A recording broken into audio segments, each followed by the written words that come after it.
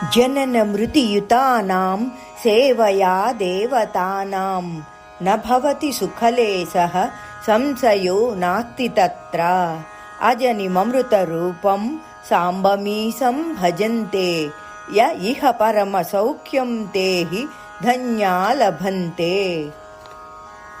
ఓ సాంబా, నిన్ను పొంది నేను ధన్యుణ్ణైనాను తండ్రి. నీవు పుట్టుకే లేనివాడివి, అమృత రూపుడివి. అంబతో కూడి సాంబునివై ఈ జగత్తు అంతటా నిండియున్నావు.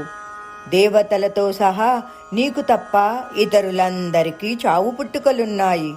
దేవతల అమరత్వం కల్పాంతాల వరకే పరిమితమైనది.